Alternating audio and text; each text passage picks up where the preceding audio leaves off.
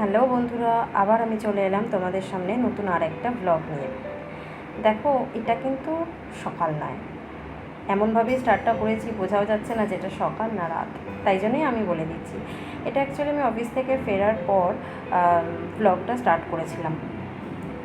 তো আমি এখন অফিস থেকে ফিরে এসে প্রথমেই ঘরটা গুছিয়ে নিচ্ছি, কারণ আজকে খুব তাড়াতাড়ি বেরিয়ে গেছিলাম, তাড়ার মধ্যে ছিলাম বলে ঠিকমতো গুছিয়ে যেতে পারিনি। মানে গোছানো ছিল, কিন্তু যা হোকভাবে আর কি সমস্ত রেখে দিয়ে চলে গেছিলাম। তাই এসে আবার একটু পরিষ্কার করে নিচ্ছি, কারণ একটু পরেই পড়তে আসবে, ওর জন্য এসেই আগে আমি তাড়াতাড়ি করে এগুলো পরিষ্কার করে নিচ্ছি। আর ওই যে দেখো একটা পোটলা বাচ্চি যেটাকে বলে আর কি, আসলে এটাতে আমি জামা কাপড় যা যা কাচা হবে সেইগুলো আর কি ঢুকিয়ে রাখলাম। যেহেতু কালকে রবিবার, ওর জন্য আজকে রাত্রিবেলাতেই ভেবেছি জামা কাপড়গুলো ভিজিয়ে রেখে দেবো, তাহলে সকালবেলাতে উঠে কাচতে আমার সুবিধা হবে, ময়লাটাও ছেড়ে যাবে। তো তার জন্য যা যা কাচতে হবে আর কি সব আমি একটা পোটলার মধ্যে আর কি বেঁধে নিয়েছি, কিছুক্ষণ পরে গিয়ে সেটাকে আর কি ভিজিয়ে দেবো। আর এদিকে দেখো আমি আবার ড্রেসিং টেবিলটা গোছাতে চলে এসেছি, কালকে যেহেতু কাছাকাছিটা অনেক বেশি আছে, ওর জন্য কিছু কাজ আমি আগে থেকে এগিয়ে রাখছি, যাতে এই কাজগুলো সকালবেলায় করে টাইমটা ওয়েস্ট না করতে হয়। শুধুমাত্র ঘর টর পরিষ্কার করে নিয়ে আমি কাচার দিকে চলে যেতে পারি, কারণ অনেক জামা কাপড়ই আছে আর কি যেগুলো কাচতে হবে। তো তার জন্য আর কি যতটা পারছি রাত্রেই কাজটা এগিয়ে রাখছি।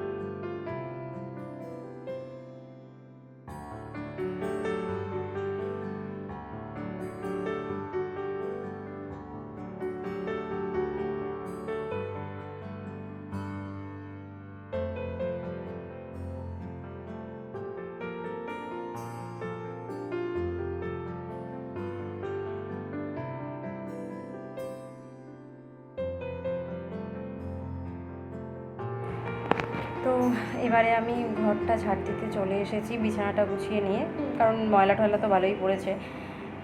যদিও রাত্রিবেলাতে ঝাড় দেওয়াটা অ্যাকচুয়ালি উচিত না, মানে ঝাড় দিলেও সেই ময়লা কিন্তু বাইরে ফেলতে নেই, এটা ছোটো থেকেই আমি শুনে এসেছি।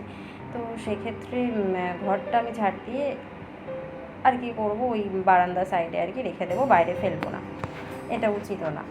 তো কিন্তু কিছু করার নেই, ঝাড়টা দিতেই হবে, ঘরটা ময়লা মানে ধুলো বালি হয়ে গেছিলো আর কি, ওর জন্য। তো দেখলে আমি ঝাড় দিয়ে একদম একটা সাইডের মধ্যে রেখে দিয়েছি, সকালবেলায় যখন ঝাড় দেবো ফ্রেশভাবে তখন আর কি ফেলে দেবো। আর তারপর দেখো ওখানে এক গাদা বোতল জমা করে নিয়েছি, এবার জল ভরতে যাব। মেন কথা হচ্ছে আমাদের পাম্পে যেহেতু ট্যাঙ্কি যেহেতু নেই, তাই জন্য জল ভরলে মোটামুটিভাবে অনেকগুলো বোতলই ভরে রাখতে হয়, ভরে না রাখলে না বারবার ধরে পাম্প কিন্তু চালানো যায় না, চালালে তো কারেন্টটাও পড়ে, ওর জন্য আর কি করব। তো জলগুলো ভরে আর কি কাজটা এগিয়ে রাখছি, তাই পাম্পটা চালিয়ে দিয়ে এসেছি, চালিয়ে দিয়ে এখন প্রত্যেকটা বোতল ভরে নিচ্ছি।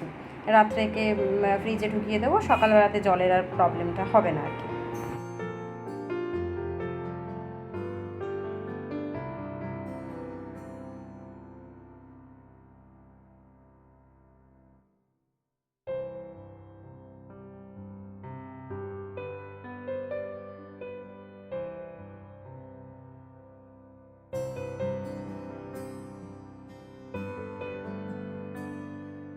আর তারপর একটু গরম জল বসিয়ে দিয়েছিলাম, দেখো ধোয়া উঠছে, হয়তো বুঝতেই পারছো।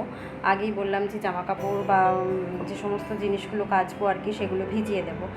মানে আমি যে ব্যাগটা করে খাবার নিয়ে যাই সেই ব্যাগ, তারপরে যেটা অফিসে নিয়ে যাই সেই ব্যাগ। হ্যাঁ, তো ওর জন্য আর কি গরম জল করে ভিজিয়ে দিচ্ছি, যা যা জিনিস ভেজানো, তাহলে গরম জলে ভিজিয়ে দিলে কি ময়লাটা খুব তাড়াতাড়ি উঠে যায়। ওর জন্যই আর কি রাত্রেকে ভিজিয়ে নিয়েছি।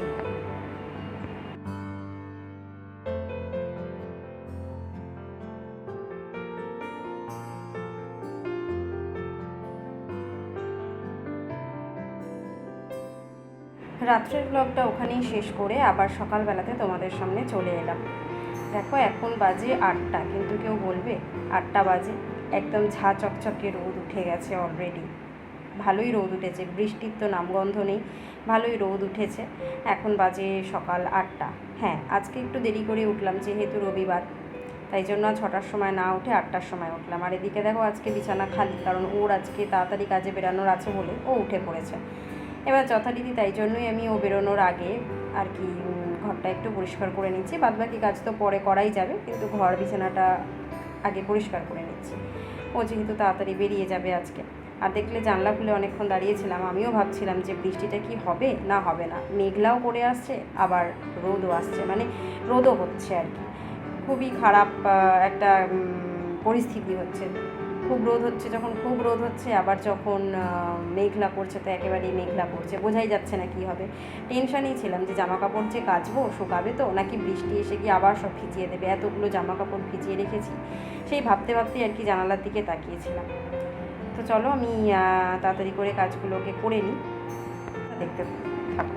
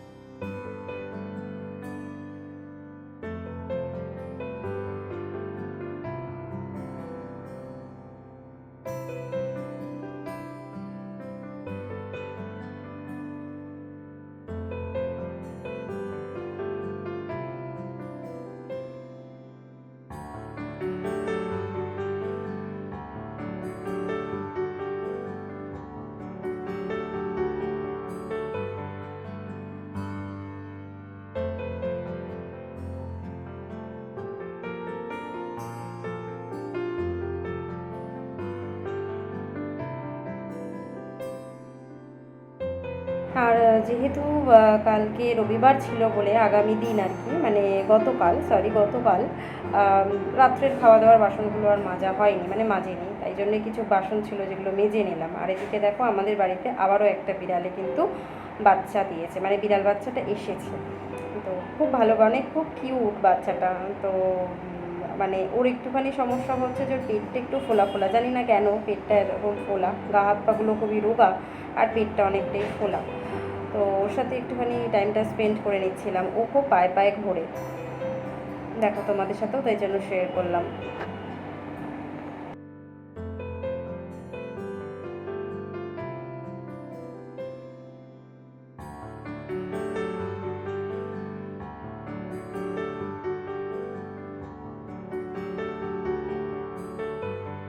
তারপরে দিকে চলে এসেছি, ও যেহেতু বেরোবে ওর জন্য একটু ছাতু গুলে দিচ্ছি, ও ছাতু খেয়ে আর কি বেরোবে। সকালবেলা তো তেমন কোনো খাবার খেতে চায় না, আর বাসি জিনিস তো একদমই খায় না, মুড়ি টুড়ি বা কিছু এগুলোও খেতে চায় না, ছাতুটাই বেশি খায়। ওর জন্য ওকে আর কি ছাতুটা গুলে দিচ্ছি, ও খেয়ে বেরোবে।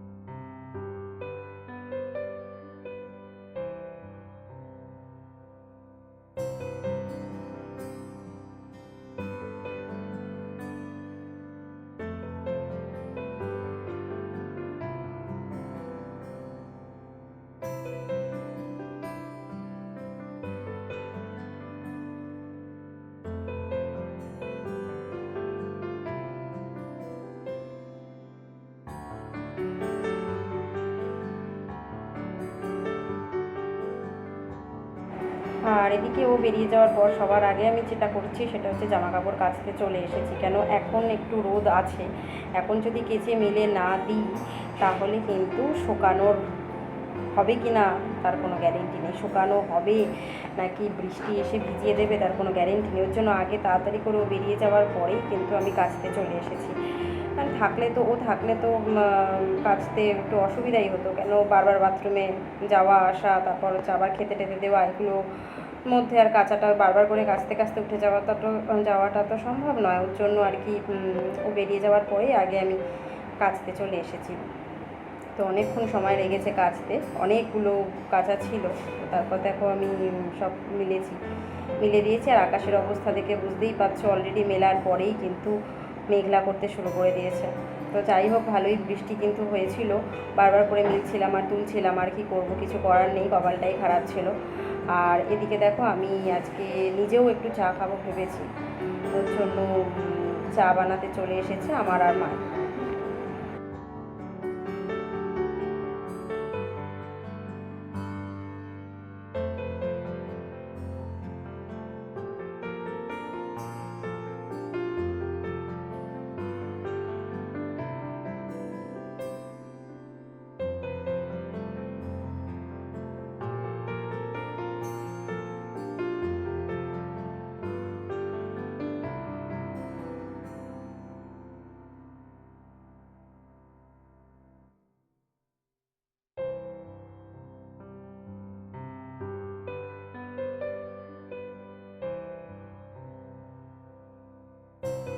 দেখো আমি পুরো চাই চিনি দিয়ে দিচ্ছি, মানে দুজনের বানাচ্ছি বলে তাই না, আসলে মা নিজেই বললেন যে আমিও চিনি দিয়েই চা খাবো, যেহেতু রুটি দিয়ে খাবো ওর জন্য বললো যে চিনি দিয়েই খাবো।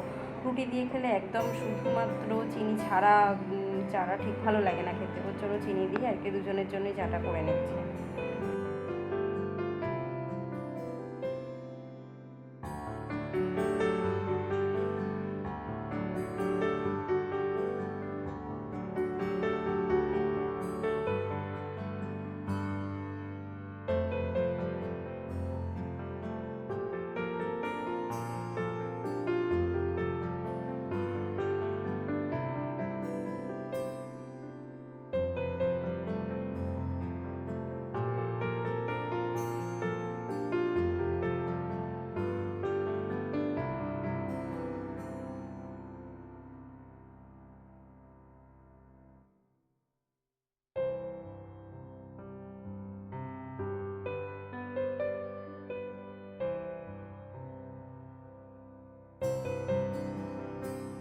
মায়ের ঘরটাও আগেই পরিষ্কার করে নিয়েছিলাম, কারণ এই জেঠুটা আসবে বলে। তো তোমরা দেখলে আমাদের বাড়িতে একজন এসেছে।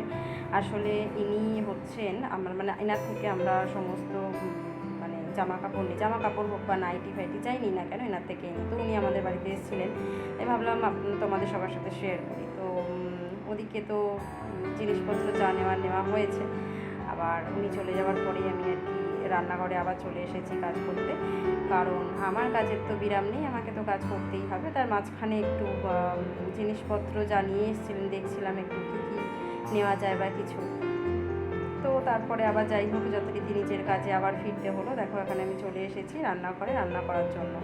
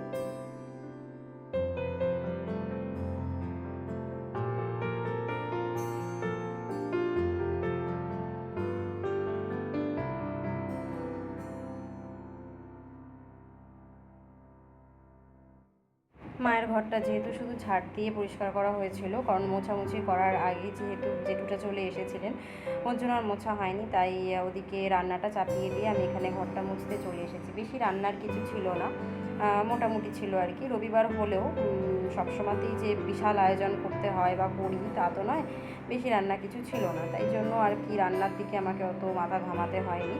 এই ঘরটা এসে আবার মুছে নিলাম।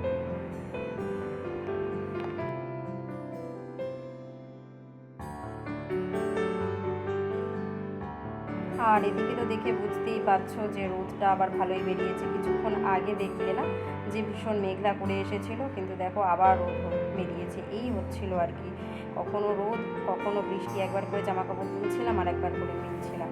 কিন্তু যাই হোক কিছু কিছু জামা কাপড় ভালোই শুকিয়ে গেছিলো, ওই জন্য ওগুলোকে তুলে দিয়েছিলাম। আর যেগুলো শুকায়নি একদম ভিজে ভিজে ওগুলো মেলাই ছিল, কিছু করার নেই। আবার রোদ মানে খটখটে রোদ হচ্ছিল, কিছু শোকাচ্ছিল, আবার বৃষ্টি চলে আসছিলো। ভীষণ অস্বস্তিকর একটা পরিবেশ। তো যাই হোক এখানে আমি আবার রান্না করে চলে এসেছি লাস্ট রান্নাটা করার জন্য। আর এদিকে দেখো আমাকে দেখে কিন্তু ভেবো না যে আমি ভূতের মতন একা একা বক বক করছি, আসলে না। আমি হেডফোনে কথা বলছি বোনের সাথে, বোন ফোন করেছিল, তো ওর সাথে কথা বলতে বলতেই আর কি ভিডিও শ্যুট হচ্ছিলো, রান্নাও হচ্ছিলো, সমস্ত কিছুই হচ্ছিলো, মানে একসাথে আর কি 3-4টে কাজ হচ্ছিলো। তো তাই জন্যই তোমরা কেউ ভেবো না যে আমি একাই বক বক করছিলাম।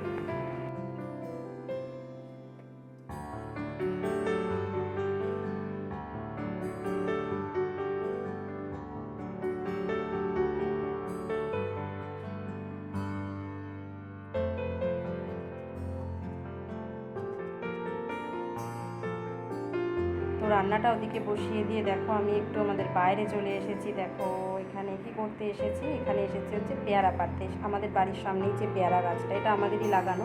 এর জন্য দেখো কাকিমা বললো যে একটু পেয়ারাটা পারি। কাকিমাই এসব পারে, আমি তো এসব পারি না। ওর জন্য আর কাকিমা বলেছিল যে আমাকে তো ভিডিওতে নাওনি, তাই জন্য কাকিমাকেও একটু ভিডিওতে নিয়ে নিলাম। আর ওদিকে দেখলে আমার শাশুড়ি মা বাদ বাকি বাসনগুলো মাজছেন। তা এদিকে আমি আর কাকিমা মিলে পেয়ারাগুলো পারছিলাম। অনেক দিন পর একটা অন্যরকম অনুভূতি হলো। মানে এই অনুভূতিগুলো, আমরা তো ছোটো থেকে ফ্ল্যাটে থেকে বড় হয়েছি, এরকম ধরনের অনুভূতি কিন্তু খুব একটা হয়নি। তো আমার লাইফে এগুলো কিন্তু ফার্স্ট অনুভূতি, বাট খুব ভালোই লাগছিল। দেখো কতগুলো পেয়ারা পাড়া হয়েছে। রান্নাটাও শেষের দিকে, আবার অন্য ব্লগে তোমাদের সাথে দেখা হবে।